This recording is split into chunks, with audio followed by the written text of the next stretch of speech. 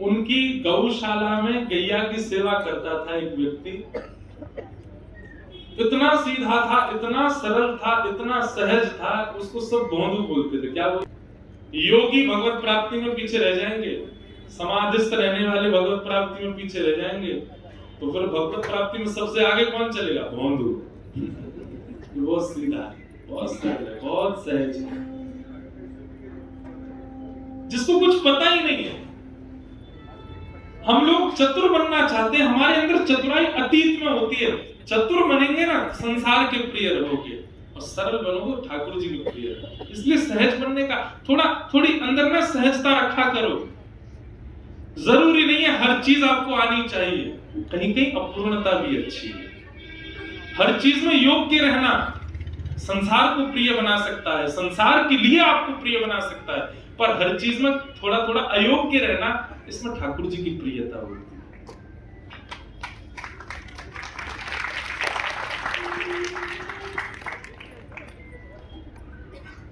भोंदू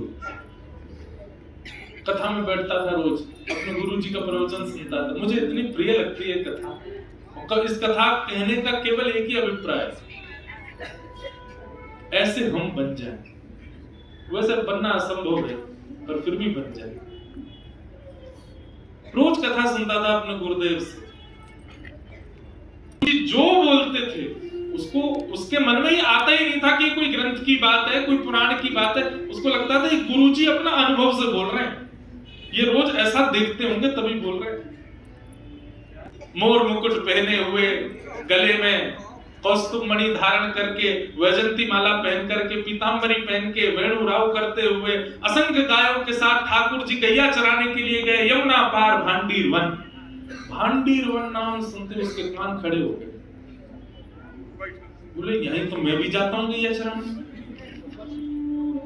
मैं भी तो गौशाला की गैया लेके भांडीर वन जाता हूँ, और गुरु जी कह रहे हैं ठाकुर जी गैया चराने भांडीर वन जाते हैं। मुझे तो मिले नहीं कभी वहां पर। अब वो इतने ध्यान से सुनने लगा कि मेरी कोई अयोग्यता है, मैं भी पागल हूं, इसलिए तो भोंदू बोलते हैं सब। भांडीर वन इतने सालों से जा रहा हूं, कभी ठाकुर जी देखे ही नहीं मैंने। देखे होंगे पर मैं ही मूर्ख हूं, देख ही नहीं पाया उनको। गुरु जी से अच्छे से सुन लेता हूं, उनके रूप आदि का वर्णन सुन लूंगा, कल मिलेंगे तो शायद मिल ले हम। गुरु जी बता रहे वरहा पीड़म नटवर वपु कर्णयो कर्णकारं विभ्रदवासः कनक कपिसं रंधामेनो अधर सुधया पूरे गोप वृंदई। गले में वैजंती माला पहनते हैं, अधरों पर वंशी धारण करते हैं, ठाकुर जी के कटाक्ष नेत्र हैं, ठाकुर जी का श्याम वर्ण है, पीली पीतांबरी पहनते हैं, उनमें से चंदन की सुगंधी आती रहती है। उनका वपु यानी कि अंग ऐसा है कि एक बार कोई देख ले तो उनको देखने के बाद जहां देखेगा वही दिखेंगे, ऐसा उनका शरीर। भोंदू बैठा सब सुन रहा था ध्यान से, रात भर नहीं सोया। अरे भोंदू पागल, इतने दिन से जा रहा है भांडीर वन, तेरे भगवान देखी कल देखी। दूसरे दिन गायों की सेवा करके और सब गायों को खोल करके भांडीर वन गया। और दिन तो जाके वृक्ष के नीचे लेट जाता था, लेकिन आज लेटा नहीं, गैया चल रही है और भांडीर वन के प्रत्येक कुंज में, प्रत्येक कलियों में, प्रत्येक सघन भाव में जाकर के ढूंढ रहा है ठाकुर जी का। नासिका से सूंघने का जाती है, अपने नेत्रों से गौर से पृथ्वी को देख रहा है कि कहीं चरण चिन्ह मिल जाए। मैंने सुना ठाकुर जी बताते हैं उनके चरणों में विविध विविध चिन्ह हैं। कान केंद्र में लगाकर के वेणु रव सुनने का प्रयास करता है। एक प्रकार से पंच इंद्रियों को लगा दिया कृष्ण ढूंढने में। यही तो गोपी करती है, नेत्र खोजे, कान सुने, सब जगह। शाम हो गई, वापस जाने का समय आ गया, उदास हो गया भोंदू, ठाकुर जी मिले नहीं। एक दिन में थोड़ी मिलेंगे, इतने साल हो गए मैंने प्रयास ही नहीं किया, कुछ दिन प्रयास करूंगा मिल जाएंगे। अब तो वो हर दिन जाता और ठाकुर जी को खोजे।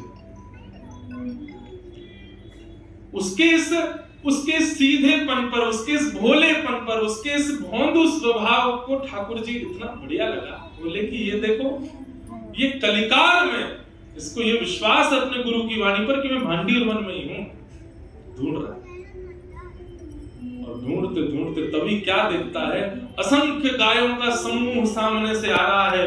और वे गाय जैसे ही थोड़ी थोड़ी विलग हुई, नील वर्ण के, श्याम वर्ण के श्री ठाकुर जी और पीत वर्ण की पोशाक पहन रखी है, काली कमरी डाल रखी है, गले में वैजंती माला है, बाकी अदा से चल रहे हैं, घुंघराले केश हैं, कटाक्ष नेत्र हैं, धीमे धीमे अधरों पर वंशी धारण कर लेते हैं, कभी गैया के गले में गलवैया डाल लेते हैं, पद्मराग के कंगन ऐसे चमक रहे हैं ठाकुर जी के, मुस्काते तो महाराज देख करके मूर्छा सी होने लग जाए। ठाकुर जी चल करके भोंदू की ओर आ रहे। भोंदू ने कहा, ये कैसे पता करूंगी ठाकुर जी? बोले गुरु जी बोले थे कि उनको देखने के बाद जहां देखोगे वही दिखेंगे। तो उनको देखने के बाद उल्टा हो गया, पीछे देखने लगा तो वहां भी वही दिखने लगे, वृक्षों में देखा तो वहीं भी वही दिखने लगे, यमुना जी में देखा तो वहां समझ गया, बोले यही श्री कृष्ण है। चरणों में गिर गया, उठ करके बार बार बलैया ले ठाकुर जी की, उनके मुखमंडल को देखे, उनके चरणों को देखे। ठाकुर जी गए, अरे लाला कहा नाम है तेरा? भोंदू बोलो, मेरा नाम भोंदू है। अब भोंदू नाम सुनते ही ठाकुर जी को तो ऐसी हंसी आई, ऐसी हंसी आई, ठाकुर जी बैठ गए वहीं पे और पेट पे हाथ धर के ऐसे, और फिर अरे फिरते बताइयो कहा नाम है तेरा? बोले भोंदू। भोंदू सुन के ठाकुर जी फिर ऐसे, और महाराज हंसते हंसते ठाकुर जी ने उसको हृदय से लगा लिया। अब ठाकुर जी ने तो सहज ही हृदय से लगाया, स्पर्श पाते ही भोंदू के रोम रोम रोम रोम आनंदित हो गए, नेत्रों से अविरल अश्रुधार गिरने लगे। ठाकुर जी के अंग की श्री कांति की सुगंधी लेकर के भोंदू विचलित सा हो गया। थोड़ी देर के लिए उसको पता नहीं चले मैं क्या, कहां हूं, कौन हूं, क्या हूं, सुध-बुध सब खो गया।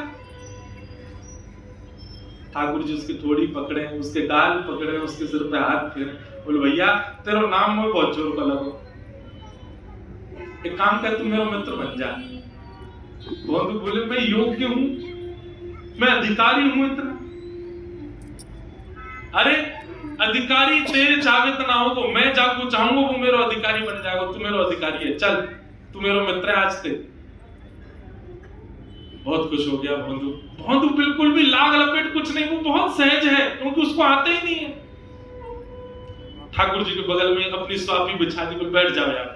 ठाकुर जी बैठ गए। ठाकुर जी बोले अरे कुछ भोजन पानी की व्यवस्था है तो पे कि ना? भोंदू बोलो हाँ 2 टिक्कर लाया हूं, गुड़ के संग खावे। ठाकुर जी जल्दी खोल। टिक्कर खोले, एक ठाकुर जी को दे दियो। अब हम लोग होते क्या करते, दोनों ठाकुर जी को देते। भोंदू नहीं, एक ही दिया ठाकुर जी को, एक अपने पास रखा। ठाकुर जी उसकी सहजता पे मोहित हो रहे, बोले कोई लाग लपेट नहीं है इसमें, खुद भी तो भूखा है बेचारा। ठाकुर जी जय जय यार पालो, जे मेरो मैं पालो। ठाकुर जी बोले खेलू यहाँ के संग, जल्दी जल्दी रोटी पा गए, मोको तो भूख लग रही है और दे।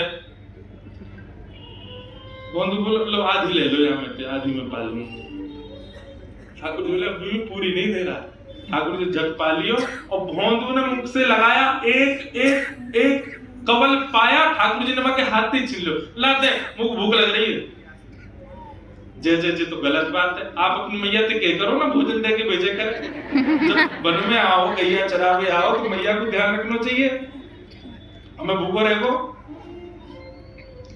उसकी इस बातों पर ठाकुर जी बोले ये कितना सरल है, कितना सहज है, इसको कोई नहीं, कुछ नहीं पता है कि ठाकुर जी के प्रति क्या भाव होता है।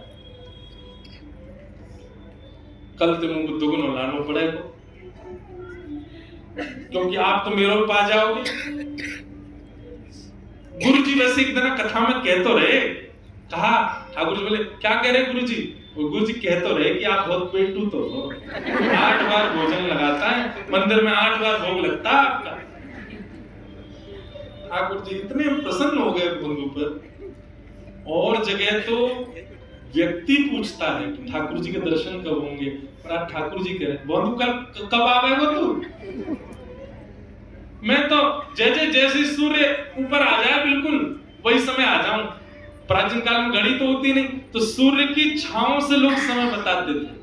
मेरी छांव या तरफ पड़ेगी वह समय आऊंगा, मेरी छांव पीछे को पड़ेगी वह समय आऊंगा, मेरी छांव नहीं दिखेगी आप मतलब ठीक 12 बजे सूर्य ऊपर वही समय आऊं। जैसे ठाकुर जी बोले ठीक है बंधु चलो गया।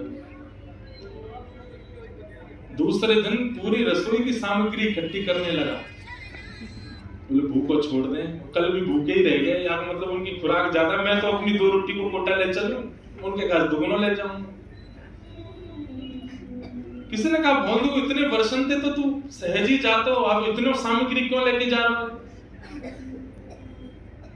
बंधु के मुख से निकला ठाकुर जी आमे वहां पर, उन्हें भूख लगे, यशोदा मैया के जो धरकी ना भेजे, कल मेरी रोटी खा गए, मौत छीन के खा गए मेरे से, भूखो ही रहो मैं या ले जा।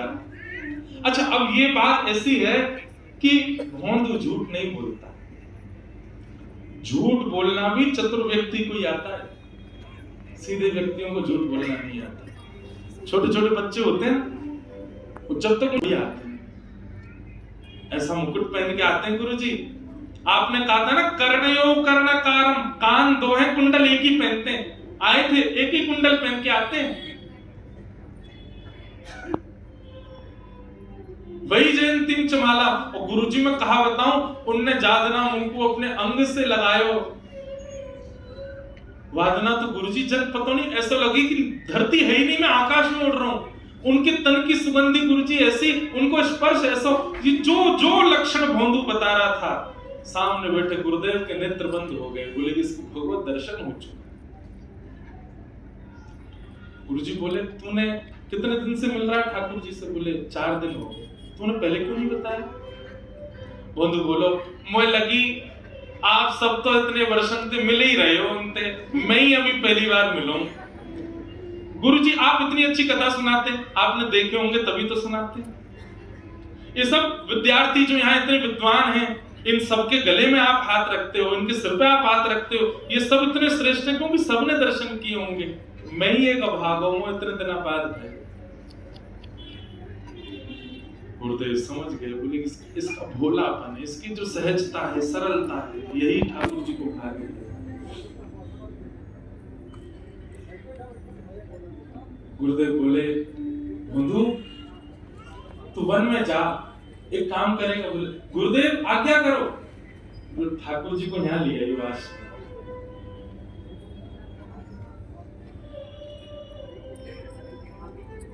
बंधु तो इतना आनंदित हो गया कि अपने संपूर्ण जीवन काल में पहली बार गुरुदेव ने मुझे कोई आज्ञा करी है, और ये भी अगर मैं पूरी नहीं कर पाया तो धिक्कार है मेरे जीवन को।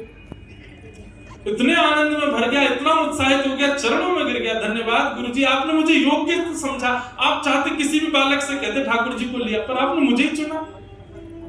मैं लाऊंगा, मैं जरूर लेके आऊंगा ठाकुर जी। निकल पड़ा। आज भोंदू का उद्देश्य कुछ और नहीं है, ठाकुर जी को ले जाना। जैसे पहुंचा, ठाकुर जी प्रतीक्षा कर रहे थे। भोंदू गयो, जाति बैठ कर ठाकुर जी ने हृदय से लगायो। भोंदू को आज तो बहुत ही अच्छा दिन है, आज तो बहुत ही श्रेष्ठ दिन है, आज तो वो भयो जो आज तक नहीं भयो। बात में करेंगे, पहले रोटी खोल। बंधु ने रोटी खोल दी। आज तो इतनी सारी लेके आयो, ठाकुर जी के सामने 4-5 रोटी धर रहे। बोले भल लो, खूब प्रेम से पालो, और नेकात बचे हो जाए ना आपके जो सखा वखा उनको खवाए दियो हैं, ले ये 2 मेरी है, इन्हें मेरे पास ही रहने दियो। ठाकुर जी प्रेम से पान लगे। बहुत धीरे से लियो। उनने मुझको आज्ञा दी है कि आप मेरे संग आश्रम चलो। आप चलेंगे ना?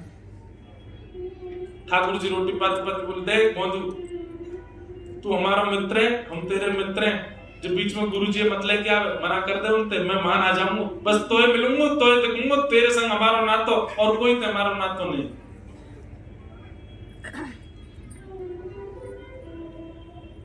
बंधु बोलो ऐसे मत करो, आप मुझको गुरुदेव की कृपा थी मिले हो, उनने नहीं बताया हो तो आपके बारे में कैसे मिलते आप लोगों को? जिन गुरुजी ने आपसे मिलवाया हो उनसे मिलने के काज ऐसे मना मत करो। जय जय। ठाकुर जी बोले देख तू जो कहेगा सब मंजूर है, पर गुरुदेव के पास हम नहीं जाएंगे। बोलो नहीं जाओगे? ठाकुर जी नहीं जाएंगे। अंतिम बार पूछ रहा हूं नहीं जाओगे? ठाकुर जी बोले नहीं जाएंगे।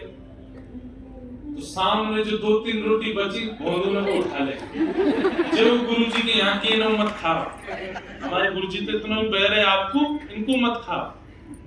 ठाकुर जी बोले तो जे कौन सी बात है भैया उन्हें खान दे ना, जो गुरु जी घर की है ना खाओगे? वो सबरी धर के महाराज पोटली बांधने लगो। ठाकुर जी के हाथ में आधी रोटी बची थी, तो ठाकुर जी बात करो ये वो दे दो, ये गुरु जी को ही। ठाकुर जी बोले ऐसा कौन करे? बोले अब रोटी तब मिलेगी, यो बताओ गुरु जी के पास चलोगे कि नहीं? ठाकुर जी बोले तू चाहे जितनी जिद कर ले, गुरु जी के पास तो नहीं जाऊंगा। भोंदू बोलो जीवन में पहली बार गुरुदेव ने मुझे आज्ञा दी और आप मना कर रहे हैं? ठीक है जैसे आज से एक बात और सुनो, जो मित्रता 4 दिन पहले आपने बनाई मैं वह तोड़ रहा हूं आज। आपसे मेरा कोई संबंध नहीं। और सुनो ये अपनी गैया ने लेके मां पल्लम को जाया करो, वहीं चलाया करो। अगर ये यहाँ बाड़े में आ गई इन्हें लेके आश्रम चलो जाऊंगा, तुम नहीं जाओगे तो गैया ने ले जाऊंगा। कल तो यहाँ मत नहीं हो, मेरो तुम्हारो कोई ना तो नहीं। और अपने सब पोटली वगैरह उठा के गैया ने इकट्ठी करके क्रोध में भर के भोंदू जान लगो। भोंदू जैसे जैसे ठाकुर जी से दूर जा रहा है, ठाकुर जी को मानो जैसे कोई त्रिलोकी ले जा रहा हो। ए भोंदू, अरे एक बात तो सुन जा। भोंदू रुक जाता है, बोले एक ही बात सुनूंगो कि आप गुरु घर चलोगे, या के अलावा कोई और बात करनी हो तो मुझे मत रोकी। और भोंदू बढ़ता जा रहा है, ज्यों ज्यों भोंदू दूर जा रहा है ठाकुर जी के नेत्रों से आंसू गिरते जा रहे हैं। भोंदू की याद आ रही है। ठाकुर जी ने थोड़ी देर विचार किया और दौड़ करके गए भोंदू के पास, और चलते हुए भोंदू के पीछे कमर से लद गए ठाकुर जी और उसके कंधा पे लटक के बोले ले चल अपने गुरु के पास, आज भैया दर्शन दे के आऊं, लेकिन तू मुझसे दूर नहीं जावेगो, तू सदा मेरे पास रहेगो, मेरे संग रहेगो। भोंदू तो खुश है। ठाकुर जी ऐसे पीछे अपनी कमर पर लटका लिए और दोनों पांव ऐसे भोंदू ने अपने हाथ में धर लिए और ठाकुर जी को लेके जा। ठाकुर जी ऐसे लटक करके जा रहे हैं भोंदू के कंधा पर। जैसे वृंदावन पहुंचे, आज गुरुजी प्रतीक्षा में तो थे क्या होगा। जैसे ही गैया आई, गुरुजी दौड़ करके बाहर जाके देखने लगे, उन गायों के समूह के बीच में ऐसा दृश्य देखा ही नहीं है। क्या? भोंदू अपने कंधा पे लटका करके श्री ठाकुर जी को लेकर के आ रहा है। अद्भुत कांति श्री ठाकुर जी की प्रकट हो रही है और ठाकुर जी कभी उसके गले से लग रहे हैं, कभी उसके गाल का स्पर्श कर रहे हैं, कभी उसके सिर पे हाथ धर रहे हैं, उसके गले से लटके हुए इतना प्रेम करते हुए श्री ठाकुर जी आ रहे हैं। ये दृश्य देख करके गुरुदेव वहीं मूर्छित हो गए। दौड़ करके भोंदू ने जल का छिड़काव किया और गुरुदेव जैसे ही होश में आए, भोंदू तो गुरुदेव को गोद में लेके खड़ा था और सामने त्रिभंग ललित श्याम सुंदर खड़े। ठाकुर जी को देख करके गुरु ने आज ठाकुर को नहीं भोंदू को वंदन किया। घर त्याग दिया, वेद वेदांत सिद्धांतों का अध्ययन किया, इतना ज्ञानी बना, पर कभी भगवत साक्षात्कार नहीं हुआ। धन्य है भोंदू। केवल सरलता, केवल सहजता, केवल निर्मलता, केवल पवित्रता, केवल सीधापन है तेरे पास, और आज त्रिलोकीनाथ तेरे कंधा पे बैठ के आया। धन्य। ऐसा कहते ही ठाकुर जी ने दर्शन दिए। ठाकुर जी बोले देखिए, अब आपको तो बहुत जीवों का कल्याण करना है, आप गुरु हैं, पर भोंदू को हम ले जाए, अभी हमारे संग रहेगा। और ऐसा कहते ही ठाकुर जी ने भोंदू के गले में गलवैया डाली और देखते ही देखते गुरु के सामने से भोंदू को लेकर के ठाकुर जी वहां से अंतर ध्यान।